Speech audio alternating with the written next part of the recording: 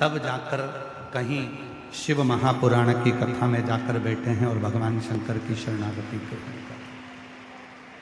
तब शिव के मंदिर में जाकर एक लोटा जल समर्पित कर रहे हैं, तब शंकर जी के मंदिर में जाकर श्री शिवाय नमस्तुभ्यम का जप कर रहे हैं, तब जाकर पंचाक्षर मंत्र का जप कर रहे हैं,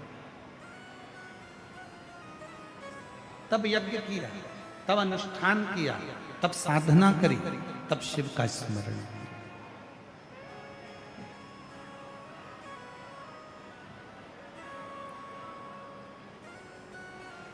कुछ नहीं,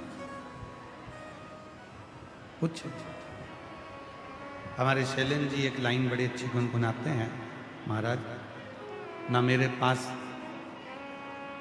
चौकी है ना कोई थाल है, जिस घर के दिए में तेल नहीं वहाँ ज्योत जलाऊं मैं कैसे, मेरा खुद ही बिछौना धरती पर तेरी सेज सजाऊं मैं कैसे, जहाँ मैं बैठा वहीं बैठ के बाबा बच्चों का दिल बहला जाना, कभी फुर्सत हो तो डमरूधर निर्धन के घर भी आ जाना,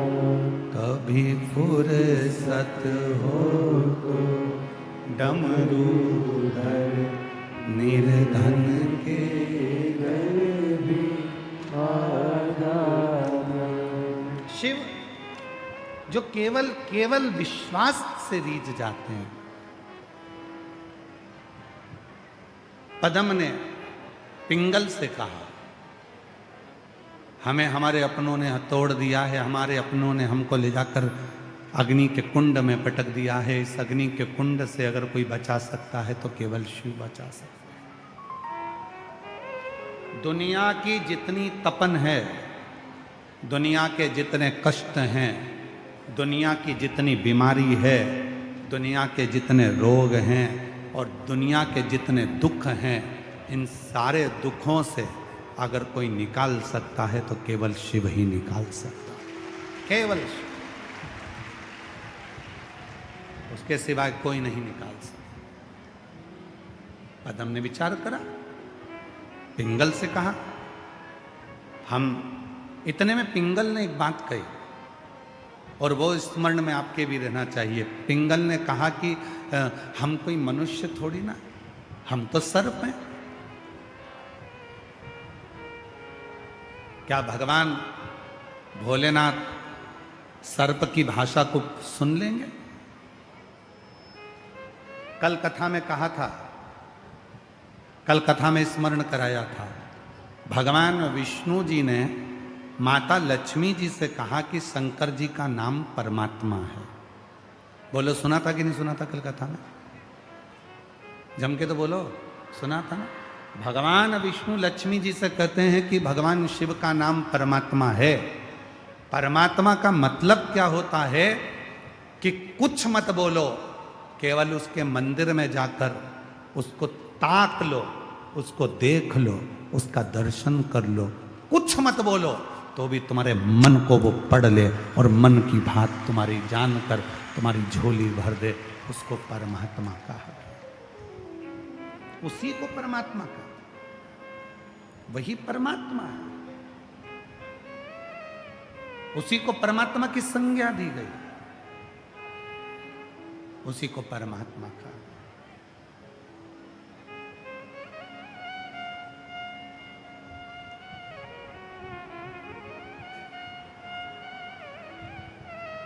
जाओ मंदिर में, कई लोग कहते हैं गुरुजी मुझे ऑफिस जाना रहता है, मेरी सर्विस है, नौकरी है, मैं सोचती हूँ कि मंदिर जाती हूँ तो पानी चढ़ाते चढ़ाते चली जाती हूँ, पर मैं अपने घर से मैं जल नहीं ले जा पा रही हूँ, क्योंकि मंदिर जाते जाते मेरे लोटे को कहाँ रखूँगी, पानी को कहाँ रखूँगी, क्या करूँ मैं?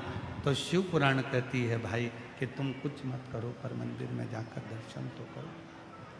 मंदिर में पहुंचो, दर्शन करो, भगवान शंकर का दीदार करो, भगवान शंकर का दर्शन करो।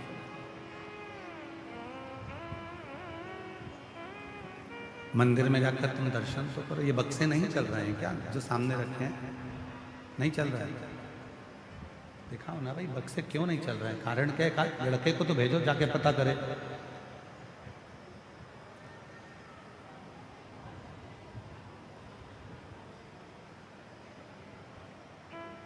क्या हम सर्पों की बात, एलईडियां नहीं चल रही हैं, एलईडियों के तार कुछ दिक्कत है, पर कानों से सुनाई दे रहा होगा, श्रवण करो बैठकर। एलईडी के लिए एलईडी वालों से निवेदन है, चालू करने का प्रयास करें, और अगर नहीं हो रही है तो आप लोग बैठकर कथा का रस्तत्व ग्रहण करें। और साउंड वालों से निवेदन है, अंदर का भी साउंड खोलो, बाहर का भी साउंड खोलो, स्टेज का भी साउंड खोलिए। पदम ने पिंगल से कहा, क्या हम सर्पों की बात, हम सांपों की बात, हम सर्पों की बात क्या शिव स्वीकार कर लेंगे? क्यों नहीं? भगवान विष्णु ने एक नाम दिया है, पिंग, परमात्मा।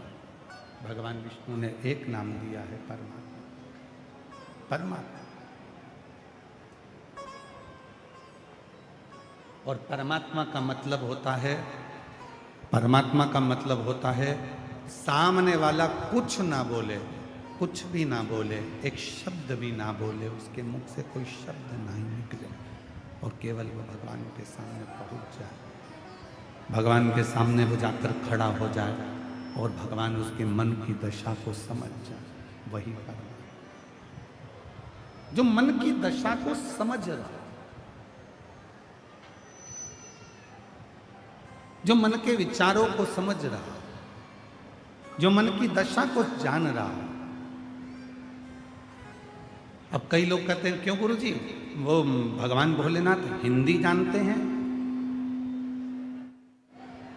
क्या शंकर भगवान संस्कृत जानते हैं? क्या शंकर भगवान अंग्रेजी जानते हैं? क्या शंकर भगवान मराठी जानते हैं? क्या शंकर भगवान हरियाणी जानते हैं? क्या शंकर भगवान पंजाबी जानते हैं? क्या शंकर भगवान दिल्ली की भाषा जानते हैं? क्या शंकर भगवान मालवा की भाषा जानते हैं? क्या शंकर भगवान गुजराती जानते हैं? क्या शंकर भगवान तमिल जानते हैं? क्या शंकर भगवान कन्नड़ जानते हैं? क्या शंकर भगवान आंध्रा की भाषा जानते हैं? क्या शंकर भगवान तेलुगु जानते हैं?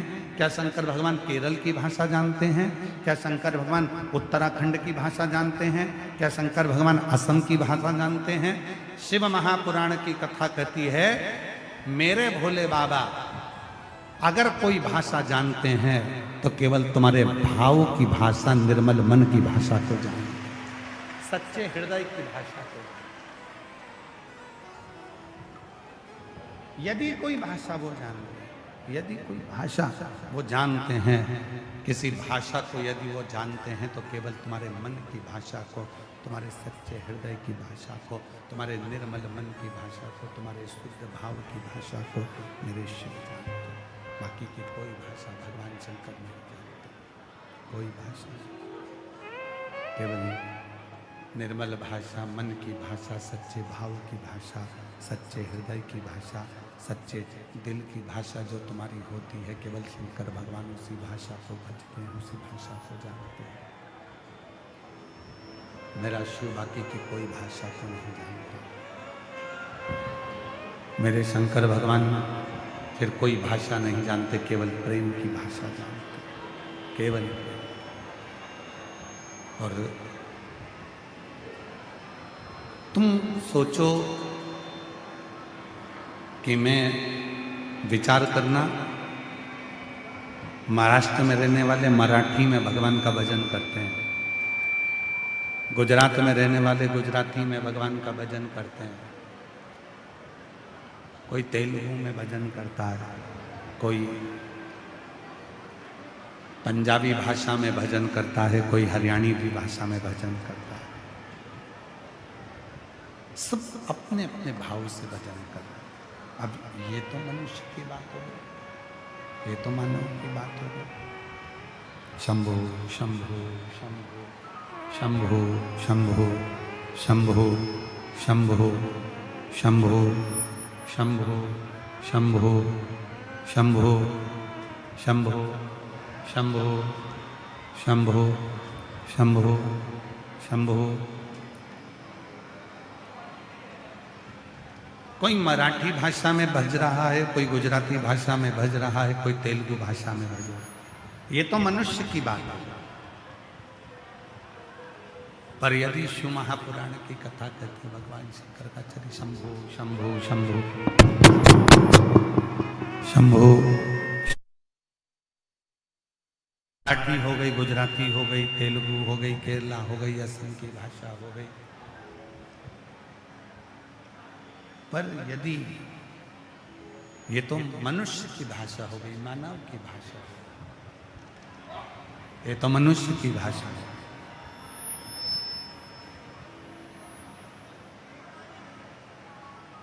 पर एक चींटी छोटी सी, उसको भी दर्द होता है तो वो भी पुकारती है। एक चींटा, उसको भी दर्द होता है तो वो भी पुकारता है। एक मच्छर, उसको भी दर्द होता है तो वो भी पुकारता है। एक झिंगुर, उसको भी दर्द होता है तो वो भी पुकारता है। वो भी पुकारता है, वो पुकार रहा होता है।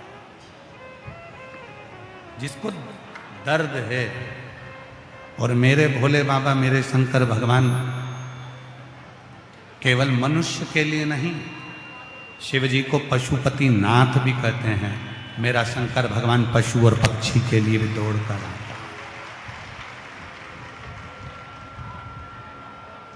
उसका नाम पशुपति नाथ है। वो पशुओं के लिए भी दौड़ कर आता है तो पक्षियों के लिए भी दौड़ कर आता है। वो जीव जंतु के लिए भी दौड़ कर आता है, केवल मानव के लिए ही नहीं। और अंत समय प्रभु आना पड़ेगा, वचन दिया तो निभाना पड़ेगा। आए नाए प्रभु कुटुंब कभी, अंत समय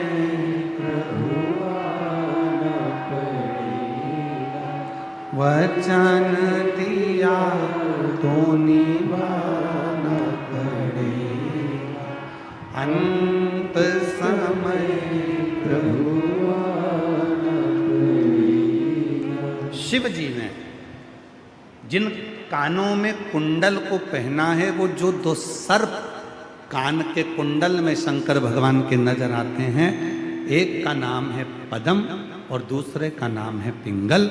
ये वो सर्प हैं जो हर तरह से टूट चुके हैं, हर तरह से परेशान हो गए, हर तरह से कष्ट भोग चुके हैं, हर तरह से कष्ट सहन करने के बाद शिव की शरणागति में आकर विराजमान।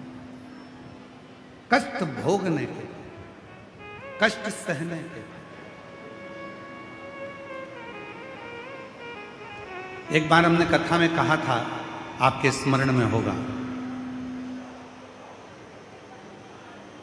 घोड़ों की रेस होती है। घोड़े को नहीं मालूम होता कि मुझे रेस में खड़ा होना।